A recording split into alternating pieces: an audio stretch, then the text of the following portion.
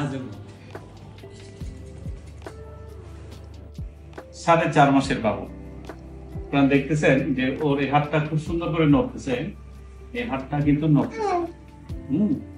ওই waiter Stephen, ওই যে ওয়েটার্স, বিশেষ করে হচ্ছে যে যারা ওয়েটার্স থাকে, হোটেল বয় যারা থাকে, তাদের হাতটা কিন্তু এরকম করে রাখে।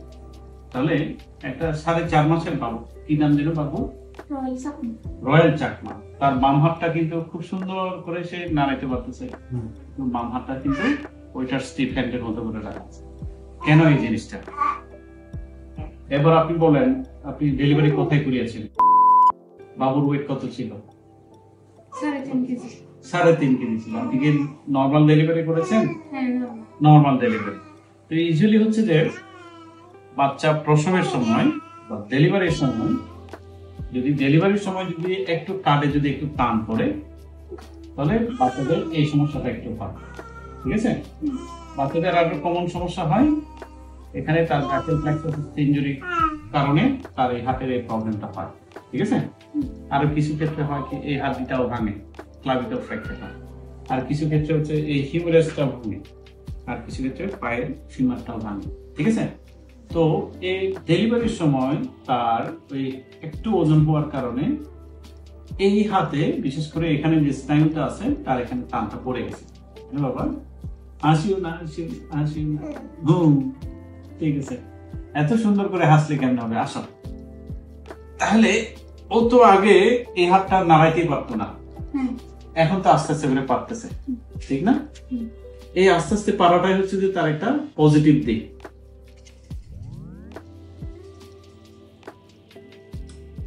ঠিক আছে? এই পারাটাই হচ্ছে তার একটা পজিটিভ দিক। তো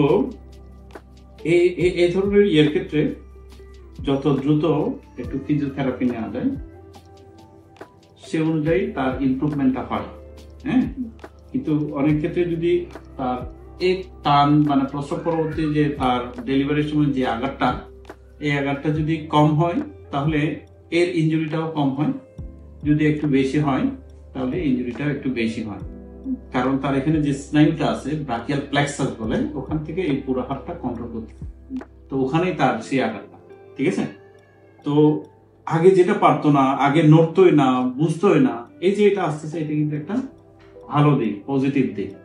তো এইসব ক্ষেত্রে অনেক সময় আস্তে আস্তে করে ঠিক হয়ে যায়, পুরোপুরি ঠিক হয় না, কিন্তু মোটামুটি প্রায় 80-90% মোটামুটি ঠিক হয়ে যায়। আর কিছু কিছু ক্ষেত্রে কিন্তু ঠিক হয় না, পার্মানেন্ট একটু থেকে যায়। ঠিক আছে? তো যদি ওই ধরনের বেশি হয়ে যায় তাহলে সেক্ষেত্রে অথবা অপারেশনও লাগতে পারে আর কি। ঠিক আছে? তাহলে আমরা বাবুকে আমরা কিছু ব্যায়াম শিখাই দিব। আমরা মোটামুটি এখন 3 মাস গেল, হ্যাঁ, আমরা আরো 3 মাস দেখবো। ঠিক আছে? এই 3 মাস পরবর্তী আমরা একটু অ্যাসেস করবো সে এই হাতটা কতটুকু পারতেছে। ঠিক আছে? এই পরবর্তীতে হয়তো আমরা 9 মাস, 12 মাস বা 1 বছর, 2 বছর করে এই জিনিসগুলোতে একটু অবজার্ভ করবো। এর মাঝখানে যদি আরো কোনো পরীক্ষা নিরীক্ষা থাকে তখন আমরা হয়তো পরীক্ষা নিরীক্ষা করবো। হ্যাঁ, ঠিক আছে? আপনি শুধু এখানে আমি আপনাকে 4টা ব্যায়াম শিখাই দিচ্ছি, এই জিনিসগুলো করবেন। হ্যাঁ, একটা হচ্ছে যে যেহেতু এটা নড়তেছে, পজিটিভ দিক বললাম, তাহলে কি করবেন? এই হাতটাকে এইভাবে খাওয়ানোর চেষ্টা করবেন। 1 নাম্বার হচ্ছে যে এই যে খাওয়ানোর চেষ্টাটা করবেন। ঠিক আছে? এই একটা জিনিস। 2 নম্বর হচ্ছে যে তাকে চুল আঁচড়ানোর জন্য চেষ্টা করবেন, চুল আঁচড়ানো। ঠিক আছে? চুল আঁচড়ানোর চেষ্টা করবেন। তাহলে একটা হচ্ছে খাওয়াবেন, 2 নম্বর হচ্ছে চুল আঁচড়ানো। ঠিক আছে? 3 নম্বর হচ্ছে যে হাতটা উপরের দিকে তোলানোর চেষ্টা করবেন। ঠিক আছে? মাথা উপরের দিকে তোলার চেষ্টা করবেন। 4 নম্বর হচ্ছে হাতটা একটু পিছনে এইভাবে ব্যান্ড করে, এভাবে ব্যান্ড করে আনার চেষ্টা করবেন। ঠিক আছে? তাহলে কয়টা গেল? 4টা ব্যায়াম। একটা হচ্ছে মুখে খাবে সে, 2 নাম্বার হচ্ছে চুল যেভাবে আমরা আঁচড় দিই যেভাবে আনি, যে ওভাবে আনার চেষ্টা করবেন। 3 নাম্বার হচ্ছে হাতটা উপরে তোলার চেষ্টা করবেন। ঠিক আছে?